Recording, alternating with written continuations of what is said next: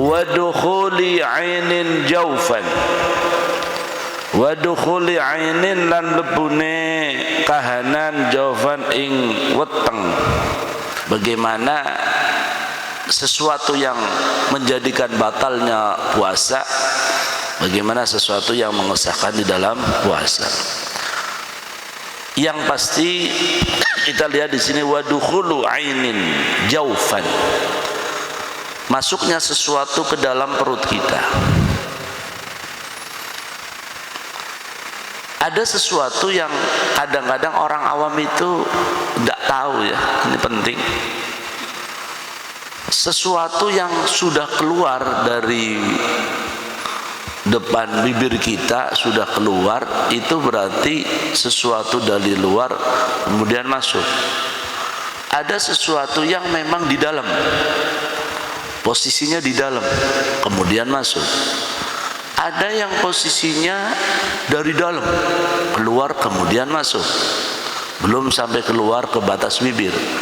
Ada yang sesuatunya dari luar, dari dalam keluar kemudian masuk. Ada sesuatu yang di luar kemudian masuk. Jadi macam-macam ya, hukumnya beda-beda. Yang di luar kemudian dimasukkan, tidak sampai jauh maka tidak membatalkan. Tapi ada mengatakan makruh, seperti orang perempuan yang lagi masak, dia mencicipi makanan, mencicipi makanan kemudian ditul gitu, kemudian dibalik buang lagi. Tapi kalau dia yakin sudah enak, tidak perlu dicicipin lagi. Ada mata hukumnya makruh ya. Ada lagi sesuatu yang sudah keluar dimasukkan lagi walaupun tidak ada athar. Tidak ada athar gimana? Begini, ibu-ibu kadang-kadang apa namanya itu nganu jarum ya, benang kemudian dia mau masukin itu benangnya ke dalam lubang jarum, tidak masuk, dia masukin itu mulut, keluarin lagi. Yang ada air di dalam mulut kita kemudian nempel di benang, kemudian dia masukin lagi, tarik lagi sampai berulang-ulang sampai dia keluarkan, kemudian dia masukkan sampai ke jauh, maka batal puasanya. Kenapa? Karena dia memasukkan sesuatu yang udah keluar, nyata-nyata keluar, walaupun itu bentuknya ludah. Tapi kalau posisi ludah di dalam, masih posisi di dalam, kemudian dia telan, maka hukumnya tidak apa-apa. Berbeda saat bulgham dari dalam, sudah jelas keluar, jangan ditarik, keluarkan, dibuang. Kecuali dalam keadaan tidak bisa menghindar itu, repot gitu, repot, tidak bisa sampai masuk. Memang sudah sulit dihindarin, maka tidak ada masalah, sulit dihindarin loh. Nah ini dukhulu ainin. Ada dukhulu ainin bentuknya apa namanya? Apa itu? Asap, kayak bukhur. Ada bentuknya asap kayak rokok, ya kan? Ada bentuknya, tidak ada bentuknya, tapi ada rasanya. Contoh kadang-kadang orang ada yang mengatakan pakai minyak wangi ya, itu kan otomatis ada itu rasa wangi kan, enak, bau itu, bau wangi. Itu sebenarnya berarti kalau itu tidak pakai minyak wangi, otomatis tidak ada bau wangi. Adanya bau wangi setelah kita hisap itu, kemudian masuk, enak. Kadang-kadang sampai adem, enak ini minyak sampai dada adem. Itu ada rasa, tapi tidak ada zatiahnya, tidak ada bentuknya. Ada lagi yang ada rasanya tapi asap. Orang merokok, kata dia merokok itu enak. Wah, bermangan orang merokok kayak suara karuan. Dia isap itu rokok, kemudian dia masukkan ke hidung. Kadang-kadang sampai ke dalam, sampai masuk, baru dikeluarkan. Itu asap yang masuk. Tapi tapi ada zatiahnya, ada rasanya, maka tetap mengatakan membatalkan puasa. Bukhur, apa bedanya dengan apa namanya, dengan asap rokok kan? Kalau ini lebih besar, bukhur banyak itu.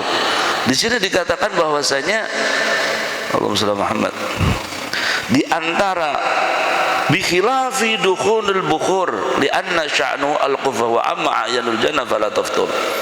Jadi ada yang bentuknya semacam bukhur. Bukhur itu apa ya?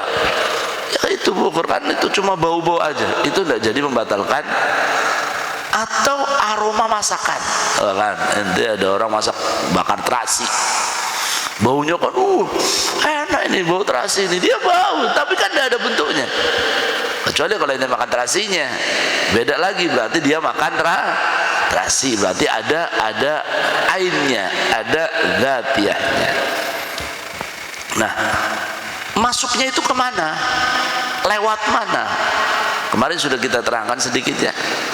Apakah lewat kuping, apakah lewat mata, atau lewat mulut, atau sesuatu itu dimasukkan ke dalam. Ente pakai cotton bed, masukkan kuping, diokrak-okrak. Apalagi kalau pakai bulu ayam ya katanya ya, dia nikmat. Itu kalau sampai masuk ke dalam, yang termasuk dalam, maka batal puasanya. Tapi kalau misalkan cuma pegang-pegang hidung aja gini-gini tak, berarti kan otomatis tidak ada yang masuk, maka tidak ada masalah. Kalau masuk masih kelihatan, itu tidak apa-apa, masih di dalam kategori zahir.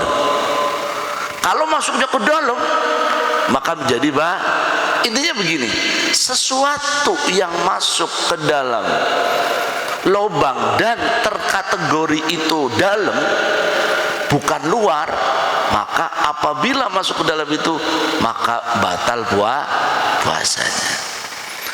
Kalau sesuatunya itu tidak melewati yang umum, tadi mata lah, ente matanya sakit pakai tetes mata, itu ada yang mengatakan batal. Tapi kalau busuk gatal banget tuh sudah karuan, sudah ada kaul mengatakan tidak batal. Orang hukum itu enak, agama Islam itu agama enak ya, makanya syariat agama Rasulullah sallallahu alaihi wasallam. Semoga kita selalu berpegang dengan ajaran Rasulullah sallallahu alaihi wasallam. Allahumma amin ya rabbal. La birikin tahirin sirfin min ma'dinihi, tidak dengan la birikin tahirin, birikin ludah ya, yang bersih, yang keluar min ma'dinihi, dari apa namanya, dari tempatnya, dalam artian begini, orang mulutnya itu kan semuanya basah. Mulut kita kalau kering repot, mulut kita basah. Ramadan juga basah.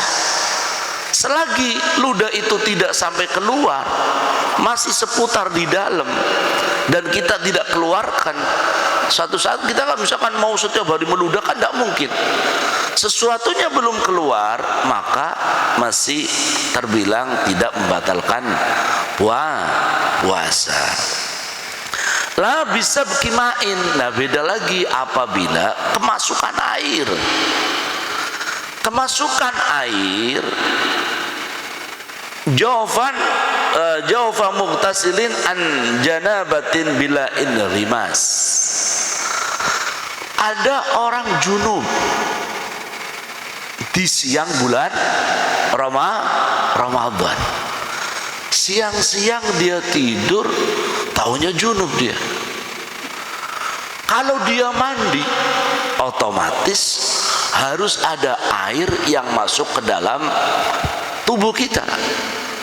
Ente junub, ndak duduk aja, ada yang mengatakan sholatnya kurang ndak sah. Kenapa? Karena di dalam saat kita jongkok, itu kan akan nampak sesuatu yang zahir. Saat kita tidak jongkok, maka akan masuk ke dalam. yang sebenarnya itu zahirnya harus dijongkokkan. Kalau tidak dijongkokkan maka tidak muncul.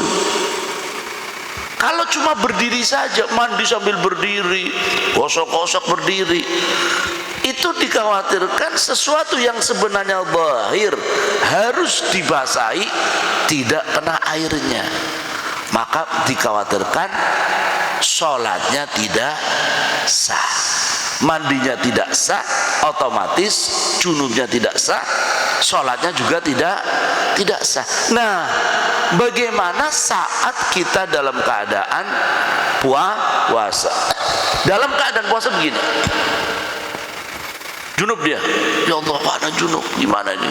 Mandi, dalam kuping harus basah, ini tidak boleh diusap. Kalau cuma mashu itu namanya ngusap, cuma gini-gini aja tanpa di airnya itu dialirkan, itu cuma itu misalkan pakai tangan kayak itu wudhu gini, itu dikhawatirkan tidak sah. Kenapa? Airnya tidak mengalir. Itu namanya bukan ghuslu tapi mashu, mengusap, bukan membasuh.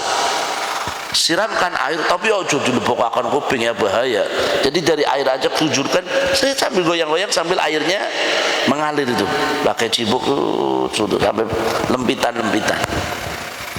Hidung juga gitu, masukkan hidung, mulut. Nah, la bisabakin ma'in jawfan muqtasin anjamanaba, tidak sesuatu yang masuk ke dalam tubuh kita sebab kita mandi junub. Artinya apabila kok kemasukan, maka puasanya tidak batal. Kenapa?